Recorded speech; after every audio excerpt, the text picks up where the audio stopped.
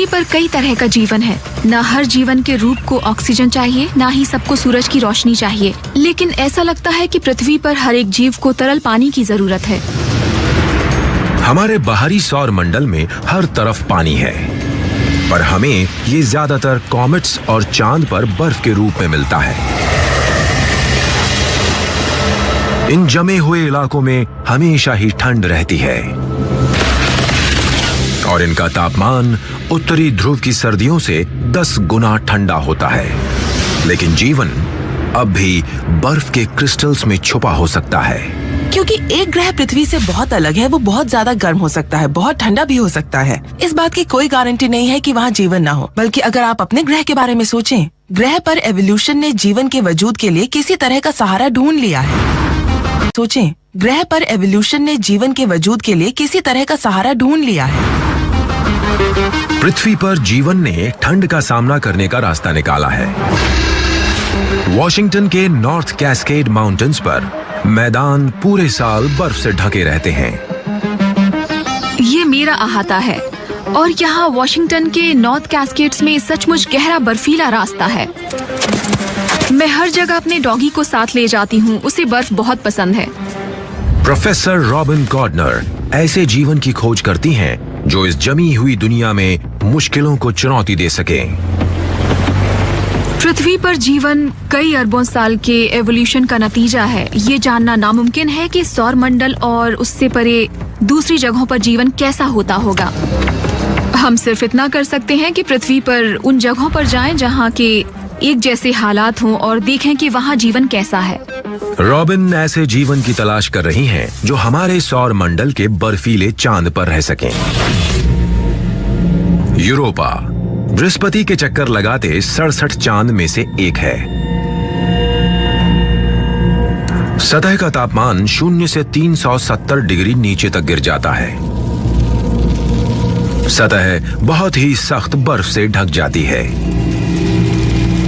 लेकिन पूरी सतह पर अजीबोगरीब निशान अंदर चल रही हलचल को बयां करते हैं। बाहरी सख्त खोल के ठीक नीचे नर्म बर्फ की एक परत लगातार बहती रहती है। हल्का करंट जीवन देने वाले खनिजों को चांद पर घुमाता रहता है। इससे एक उपजाऊ वातावरण पैदा होता है जिससे जीवन को फायदा मिल सकता है। माउंट बेकर पर रॉबिन उस तरह का जीवन ढूंढती हैं जो यूरोपा पर भी हो सकता है। मुझे यहाँ कुछ दिख रहा है। अरे वाह, गुलाबी बर्फ!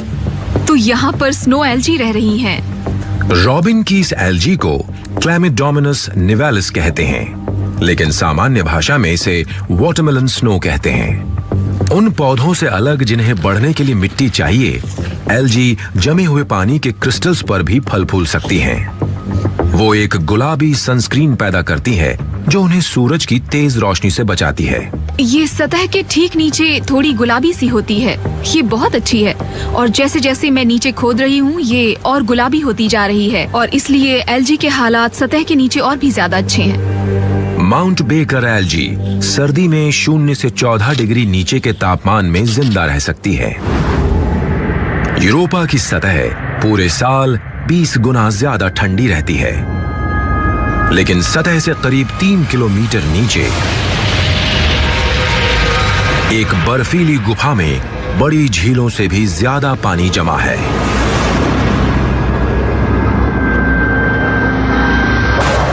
पानी में नमक एंटी फ्रीज की तरह काम करता है। सतह से 32 किलोमीटर नीचे लैंडस्केप फिर से बदलता है। बर्फ एक छिपे हुए महासागर में खुलती है।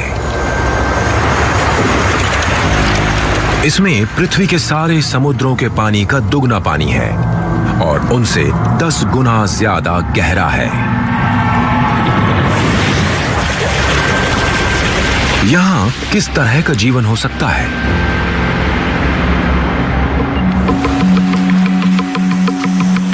यहाँ सिर्फ नमूने लेने से ही हमें ये समझने में मदद मिलेगी कि ये यहाँ कैसे पनप रही हैं। और तब ये हमारे लिए इसे ग्रह के बाहर ढूंढने की कुछ संभावनाएं खोल देता है। माउंट बेकर की एल्जी ने जमी हुई दुनिया में जीने के लिए खुद को ढाल लिया है। अगर ये समूह बसंत के गर्म वातावरण और गहरे हाइड्रोथर्मल वेंट वातावरण, बर्फीले वातावरण या फिर सूखे एंटार्कटिक के रेगिस्तान में मिलते हैं तो ये वातावरण के मुताबिक खुद को ढाल लेते हैं। ओ स्नो एल्जी, तुम्हारा जवाब नहीं। रॉबिन की एल्जी पृथ्वी पर हर वातावरण में जिंदा रहती हैं।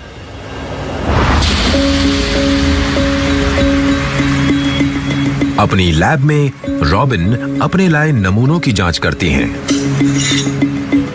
नमूनों में जीवन भरा पड़ा है। उन्हें अब वो सबूत चाहिए जिनसे ये पता लग सके कि कैसे एल्जी विकसित हुई और पहाड़ी वातावरण में फलने फूलने के लिए खुद को ढाला। इससे ये भी पता चलता है कि पृथ्वी पर जीवन ने बेहद मुश्किल वातावरणों को झेलने के लिए खुद को ढालने के कितने तरीके अपनाए।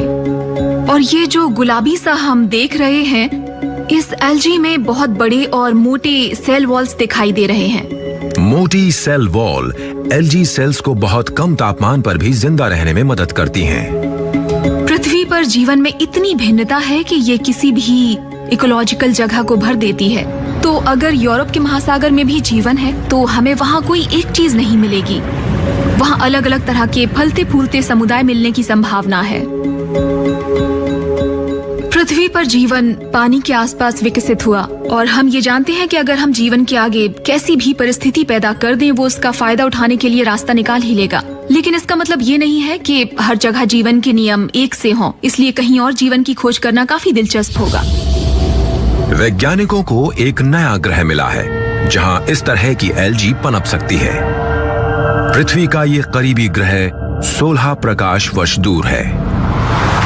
GJ832c पृथ्वी जैसी दुनिया हो सकता है जहां हालात हमेशा बदलते रहते हैं। ग्रह की कक्षा इतनी तंग है कि इसे पूरा होने में 36 दिन लगते हैं। इस ग्रह पर जीवन को बहुत जल्द खुद को ढालना होगा क्योंकि यहाँ पर हर महीने सर्दियां पूरे ग्रह पर छा जाती हैं। हम जितना खोजते हैं हमें उतनी ही नई अजीबोगरीब दुनिया मिलती है। शनि के चक्कर लगाने वाला एक चांद नारंगी रंग के वातावरण के पीछे छुपा रहता है। इसकी सतह दिखाई नहीं देती। लेकिन हालिया मिशन ने एक प्रोब इस चांद की सतह पर भेजा है। हमारी पहली नजर टाइटन की सतह पर पड़ी और वो कितनी चौंकाने वाली थी, कितना शानदार था। उसके नीचे छिपा था एक अनदेखा वातावरण जिसमें एक ऐसी दुनिया थी जो पूरे सौर मंडल में कहीं नहीं है। ये नारंगी रंग की फूली हुई गेंद सौर मंडल की सबसे अनदेखी दुनिया है। टाइटन शनि का सबसे बड़ा चांद है। ये बुध ग्रह से बड़ा है। अंतरिक्ष से देखने पर यह पृथ्वी जैसा जरा भी नहीं लगता, लेकिन पास से टाइटन पृथ्वी जैसा दिखाई देता है। टाइटन के वातावरण में ज्यादातर नाइट्रोजन है। ये अजीबोगरीब समानता है। इससे हमें लगा कि टाइटन पृथ्वी का जुड़वा ग्रह है।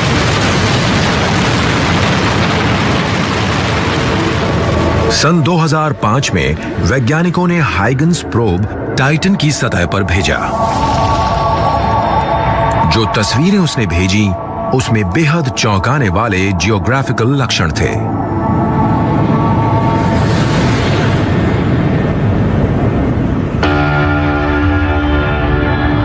प्रोब ने टाइटन के मोटे नारंगी रंग के वातावरण के पीछे का रहस्य खोला। हमारे सौर मंडल में कुछ बहुत ही अजीब। टाइटन की सतह पर झीलों का एक जाल था। पर कौन सी चीज 0 से 290 डिग्री नीचे लिक्विड रह सकती है?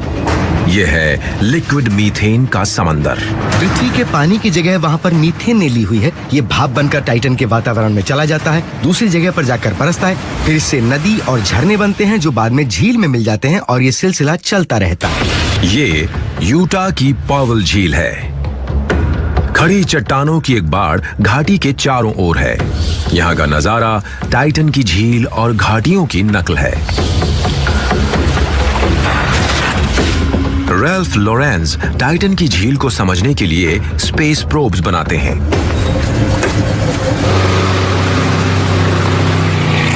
ये जांच करने के लिए बहुत ही अच्छी जगह है क्योंकि यहाँ पानी के किनारे पर चट्टानें शाखाओं के आकार की हैं और टाइटन पर भी ठीक ऐसा ही है। पूरे सौरमंडल में पृथ्वी को छोड़कर टाइटन ही ऐसी जगह है जहाँ मानव बिना किसी सुरक्षा उपकरण के सबसे ज्यादा देर तक जी सकता है। आप 1 मिनट तक सांस रोक सकते हैं और फिर कुछ देर बाद आप जमकर मर जाएंगे, पर कहीं और तो आप इतना भी नहीं कर सकते। टाइटन के मीथेन के समंदर इस अनदेखी दुनिया में जीवन के बारे में बता सकते हैं। उनके बारे में और ज्यादा जानने के लिए हमें सही तकनीक चाहिए। आज रैल्फ एक सोनार प्रोब को टेस्ट कर रहे हैं। इसे टाइटन के समुद्र तल को स्कैन करने के लिए डिजाइन किया गया है, जिससे एक विस्तृत नक्शा बनाया जा सके। हम जानते हैं कि जीवन को तरल पानी चाहिए। टाइटन पर यह मुमकिन है कि जीवन की प्रक्रिया बिना पानी वाले तरल में यानी मीथेन के समुद्र में शुरू हो सकती है। हम टाइटन के समुद्र को 3 डायमेंशनल बनावट में समझना चाहते हैं। हम सोनार की मदद से ऐसा कर सकते हैं जैसा हम पृथ्वी पर करते हैं। ये एक ओसिलोस्कोप है जिससे हम सिग्नल देखते हैं। ये जो है ये असली सोनार ट्रांसड्यूसर है जिसे हम टाइटन पर भेजेंगे।